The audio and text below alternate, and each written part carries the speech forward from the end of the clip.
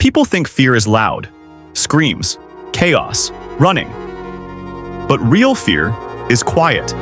It waits, it watches, and sometimes it claims you before you even know it's there.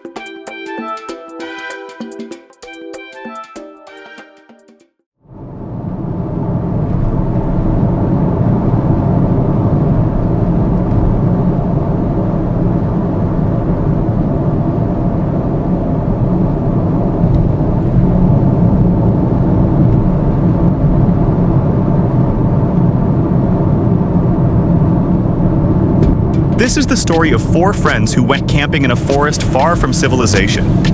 Daniel, Mark, Sarah, and Emily thought they were seeking adventure. They thought they were alone. They were wrong. They arrived just before sunset. The forest entrance was marked by an old, broken wooden sign. Most of the letters were faded, except for one warning: turn back before night. Mark laughed and called it a scare tactic.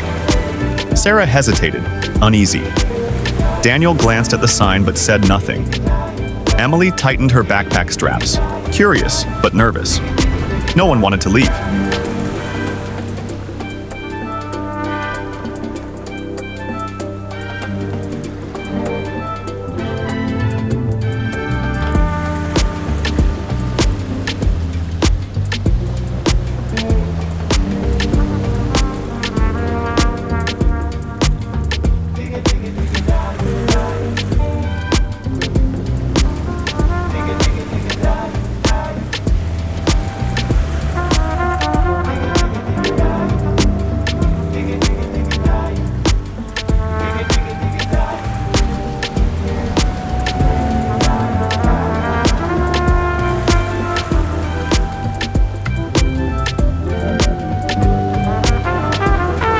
They stepped inside, and the forest seemed normal. At first, birds chirped, leaves rustled, sunlight filtered through the canopy. It was peaceful, almost inviting, but peace can be a trick.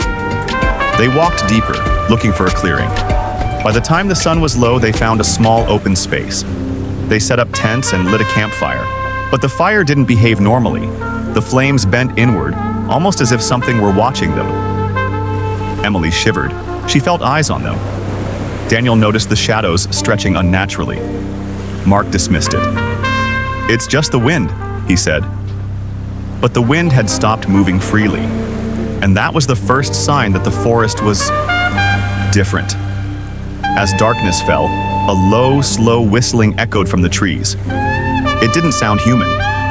It moved, changing directions, testing them. Every time Daniel shined a flashlight toward the sound, it vanished. Shadows between the trees seemed to thicken. Tall, unnatural shapes appeared and disappeared. Emily thought she saw a figure standing still in the darkness, taller than a man, watching. Then came the whispers. Broken, distorted sounds. Almost words, but not quite. They seemed intelligent. Every time one of them tried to focus, the whispers stopped. Emily spoke up quietly. "It knows we're listening." And she was right. The fire went out completely. No smoke, no embers, just darkness. Then they heard it, footsteps circling the camp. Slow, deliberate, human-like, but no one was there. Sarah froze. She heard a voice calling her name from deep inside the trees. Perfect imitation. The tone was her own. Something brushed against one of the tents. Fingers, or shapes like fingers, dragged slowly across the fabric. No one screamed. Fear had paralyzed them completely. They huddled together. Every snap of a twig, every whisper of wind felt like a threat. Each shadow was alive, each sound intentional. Time seemed to stretch. Hours passed. Minutes felt like days. Morning came slowly, but it brought no relief. The forest felt wrong. Trees were closer, the clearing smaller. One tent was open. Emily was gone. No footprints, no sign of struggle. The dirt inside the tent had strange symbols carved into it. Circles, lines, eyes, and a single message: "You stayed too long." Daniel, Mark, and Sarah stood frozen. They couldn't call her name without feeling fear in their throats. The forest was watching, waiting, judging. Then it spoke. Not whispers this time. A deep, layered voice, ancient and patient. "This place keeps what it is given." Panic surged. They ran. Every direction led deeper into the forest. Paths twisted.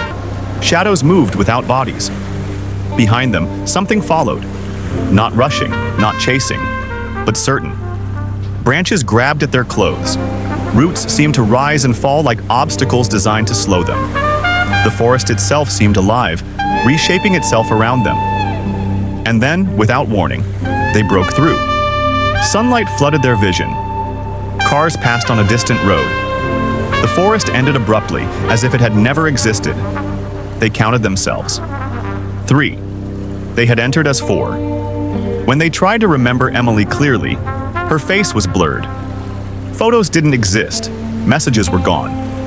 It was as if the forest had erased her completely. The forest hadn't attacked. It had claimed one, and it was still waiting. Sometimes, when the wind moves just right, you can hear whistling from the trees, calling names that sound familiar. Some places are not empty. They are patient, and they are watching.